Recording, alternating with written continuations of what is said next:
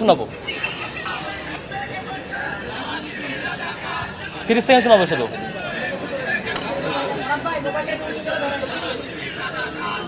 এটা কি ঢাকা বিশ্ববিদ্যালয়? এটা ঢাকা বিশ্ববিদ্যালয়? আমি সেটা জানতে চাইছি, এটা কি ঢাকা বিশ্ববিদ্যালয় কিনা? উনি ঢাকা বিশ্ববিদ্যালয় কথা বলছে।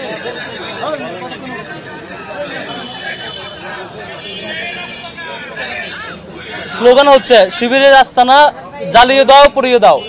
হ্যাঁ, এরপরে স্লোগান হবে একটা একটা শিবির ধরে ধরে যাবে। আমি শোনাই আপনাদেরকে।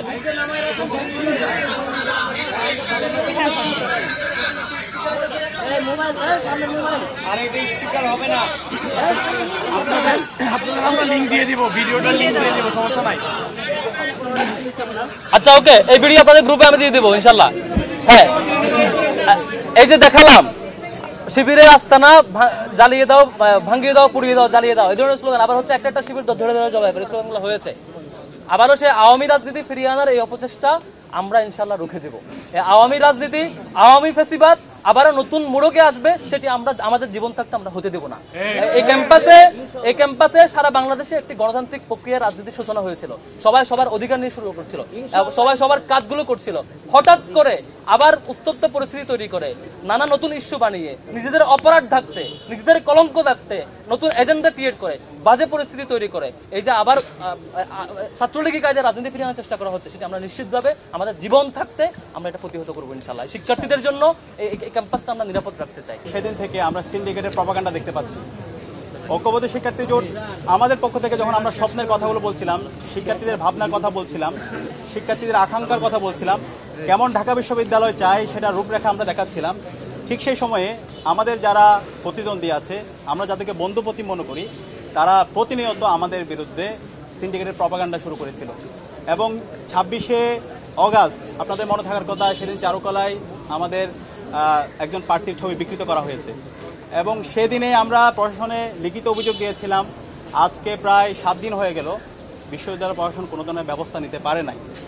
এবং একই সাথে এখানে আমরা যারা প্রার্থী আছি, সকল প্রার্থীদের বিরুদ্ধে ক্রমাগত প্রপাগান্ডা। আমি আপনাদেরকে একটা কাজ দিয়েছিলাম, আমাদের ফেসবুক আইডিগুলোতে গিয়ে কমেন্ট সেকশন একটু চেক করা।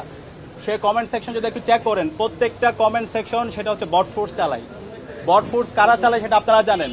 প্রত্যেকটা আইডি তারা আমাদের বাপ মা ধরে আমাদের বোনদেরকে যে ভাষায়, অশ্রাব্য ভাষায়, তাদের নিজেদের আইডি থেকে এবং তাদের ফেক আইডি থেকে, বট আইডি থেকে যেভাবে তারা অশ্লীল ভাষায় যে শব্দচয়নগুলো করে, সেগুলো ঢাকা বিশ্ববিদ্যালয়ের শিক্ষার্থী হিসাবে আমরা শব্দচয়ন করতে চাই না। তো আমরা এই ধরনের সিন্ডিকেটেড প্রপাগান্ডার প্রতিবাদ জানাই।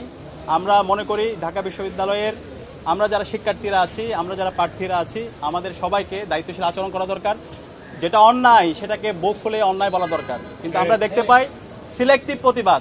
যখন আমার বোন সাবিকুন নাহা তামান্নার উপর যখন সাইবার বুলিং হয়, অথবা আফসানার উপর যখন সাইবার বুলিং হয়, যখন উম্মে সালমার উপর সাইবার বুলিং হয়, অথবা ফাতিমা তাসনিম জুমার উপর সাইবার বুলিং হয়, তখন ওটাকে জাস্টিফাই দেওয়া হয়, তখন তাদেরকে শিবির বলে ফ্রেমিং করা হয়।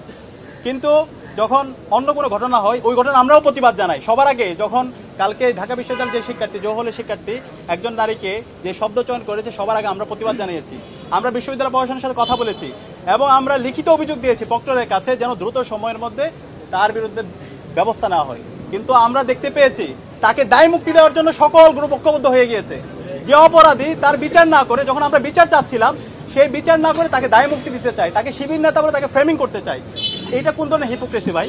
গত 16 বছরে হাসিনা তো এই ধরনের এই যে ন্যারেটিভ, এই ধরনের যে আদারিং, এই ধরনের যে হচ্ছে প্রপাগান্ডার মাধ্যমে তো সে টিকেছিল। আপনারা কি আবার হাসিনার পথ বেছে নিলেন? আমরা এই ধরনের ন্যাক্কারজনক যে ঘটনা, যে এই সমস্ত বুদ্ধিজীবী, সোকল বুদ্ধিজীবী যারা নিজেদেরকে দাবি করে, যারা এই ধরনের হিপোক্রেসি করছেন, আপনাদের এই ভণ্ডামি জাতির কাছে পরিষ্কার হয়ে গেছে। এবং আমরা পুরো জাতিকে অনুরোধ করব, এই যে হচ্ছে কালচারাল ফেসিস চক্র, তারা যে আবার এই জাতিকে বিভিন্নভাবে বিভ্রান্ত করার চেষ্টা করছে, দিল্লির যে বয়ান, ফেসিবাদী বয়ান, বাকশালী বয়ান ফিরে নিয়ে আসার চেষ্টা করছে এবং ডাকসুর নির্বাচনকে বানচাল করার চেষ্টা করছে, তাদের বিরুদ্ধে আমাদেরকে প্রতিবাদ প্রতিরোধ জারি রাখতে হবে। যারা সামনে থেকে, পেছন থেকে এবং গুপ্ত অবস্থায় ডাকসু নির্বাচনকে বানচাল করার চেষ্টা করছে এবং সারা দেশের সকল ছাত্র সংসদ নির্বাচনকে বানচাল করার চেষ্টা করছে এবং ক্যাম্পাসগুলোকে অস্থিতিশীল করার চেষ্টা করছে, তাদের বিরুদ্ধে আমাদের অবস্থান জারি রাখতে হবে। এখানে একটার সাথে একটা কানেক্টেড, সব ডটগুলো আমাদের মেলাতে হবে এবং আপনাদের দায়িত্ব দিয়ে গেলাম, সেই জায়গায় আপনারা এই ডটগুলো মেলাবেন। এবং একই সাথে আমরা দেখতে পেয়েছি যে ছেলেটা গতকালকে ওই একজন শিক্ষার্থীকে এভাবে হচ্ছে সে যে শব্দচয়ন করেছে, ওই ছেলের ফেসবুকে যদি আপনারা যান, ছাত্রদলকে অ্যাপ্রিসিয়েট করে তার অনেকগুলো পোস্ট আছে। তো আপনারা একটা ছবি পাইলেন সে কোন সময় কোন প্রোগ্রামে গেছে, তাহলে এই যে ছাত্রদল সংশ্লিষ্ট তার 10-এর অধিক যে পোস্ট আছে, তো এইটা দ্বারা কি প্রমাণিত হয়? সে তো অনেক অ্যাক্টিভ ছাত্রদল। তো এটার বিরুদ্ধে আপনারা কেন কথা বলছেন না? এই যে এই ধরনের ফ্রেমিং করা, ভাই আমরা এখন ডাকসু নির্বাচন করছি, আমরা প্রতিদিন কমপক্ষে 2 থেকে 3 হাজার শিক্ষার্থীর সাথে আমাদের সাক্ষাৎ হয়, শিক্ষার্থীরা ছবি তুলে। এখন এই ছবি তোলা মানে যদি সে শিবির হয়ে যায়, তাহলে তো এটা একটা ধরনের হিপোক্রেসি। এবং এই ধরনের ফ্রেমিংয়ের রাজনীতি, এই ধরনের ভণ্ডামি রাজনীতি আপনারা বন্ধ করেন। আপনাদের শিক্ষার্থীদেরকে নিয়ে ভাবনা, শিক্ষার্থীদেরকে নিয়ে চিন্তা, সেগুলো আমাদের জাতির সামনে নিয়ে আসেন। এবং আমরা ঐক্যবদ্ধ শিক্ষার্থী জোটের যে স্বতঃস্ফূর্ত রেসপন্স দেখতে পাচ্ছি, আমরা আশা করি ইনশাআল্লাহ 9 তারিখ ব্যালট বিপ্লব হবে এবং সেই ব্যালট বিপ্লবে ঐক্যবদ্ধ শিক্ষার্থী জোটে আমরা যারা প্রার্থী আছেন সবার ভূমিধ্বজ বিজয় হবে। এবং আমি সবাইকে অনুরোধ করব, যত ছাত্র সংগঠন আছে, যত প্রার্থী আছে, আমরা যেন আইডিয়ার প্রতিযোগিতা করি, আমরা যেন সততার সাথে রাজনীতি করি। কিন্তু আমরা যদি এইভাবে ব্লেমিং, ফ্রেমিংয়ের রাজনীতি করি, নিজেদের গর্ত নিজেরাই করতেছি।